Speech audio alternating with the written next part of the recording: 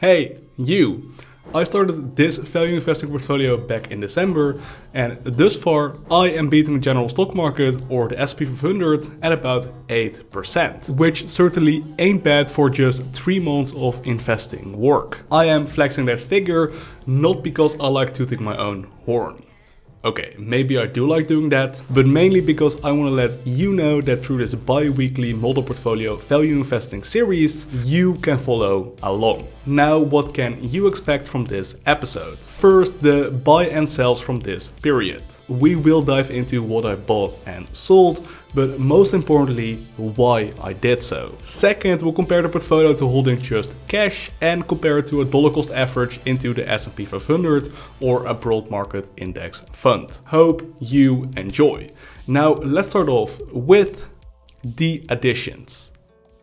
Before diving into the additions, there was actually a cash deposit of 2,000 euros into this portfolio between the last video and this one. And for this 2-week period, there are actually 3 transactions I need to update you all on. First up, we bought another 5 shares of Alphabet or Google just a couple of days ago, which makes it so that this portfolio holds a grand total of 20 Google shares or slightly less than 15% of the entire portfolio. My thesis for Google remains the same. I am buying a business which I believe on the long term will continue growing at a low double-digit growth rate. And I am only paying a price to earnings ratio of about 15 to 20. Not a bad deal, especially for a company with a balance sheet like Google. It gets my stamp of approval hella clean. They are holding about $150 billion in cash, while they have about $15 billion in long-term debt. That shit is phenomenal. So incredible business for a fair price. And I believe all these ChatGPT worries and fears are heavily overblown. I believe Google's moats or competitive advantages are significantly more than just how well the search engine works. I believe Google's and YouTube's moats are especially in its convenience of use and brand name. And I believe those moats will remain hella strong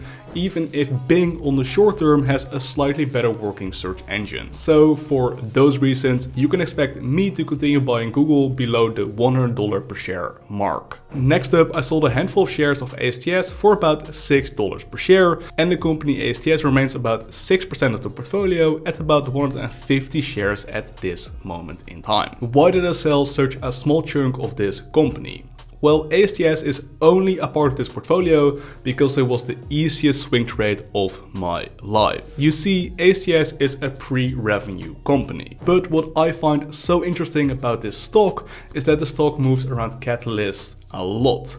Each and every spike you see here was a significant milestone in the company's history. And in December, when I bought this position, the stock was just so obviously close to a bottom. And most importantly, I foresaw a massive catalyst in Q1 of 2023. So in my opinion, a significant increase in share price between then and Q1 was almost a guarantee. Hence why I bought a handful of shares. Again, this was a medium-term swing trade and certainly not a long-term value investment. And now the thesis is playing out. We are up about 50% compared to my original buy-in, so it is time to start de-risking and take some profits. Hopefully I will continue selling these shares for the foreseeable future right into that juicy catalyst finally happening somewhere during Q1 2023. And that brings me to addition number 3. I've bought about 5,000 shares of Base Resources at about 18 US cents a piece.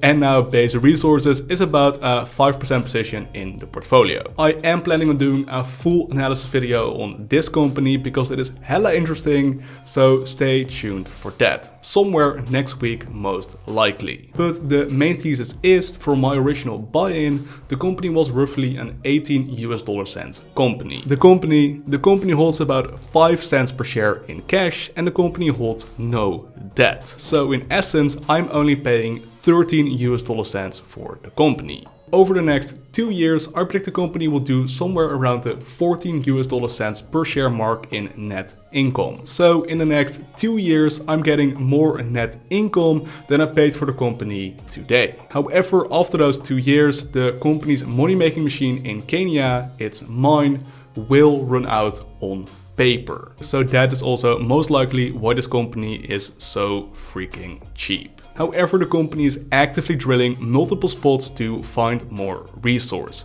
So we are waiting for those results. And because the company has so many freaking leads, I believe they will find more resources to mine. So I believe this to be the classic heads you win big, namely a tremendous amount of free cash flow potential if they find more resource, and tails you do not lose much, namely 19 US dollar cents in cash on the balance sheet by 2024, while I only paid 18 US dollar cents for the company. And those were my 3 transactions for this period.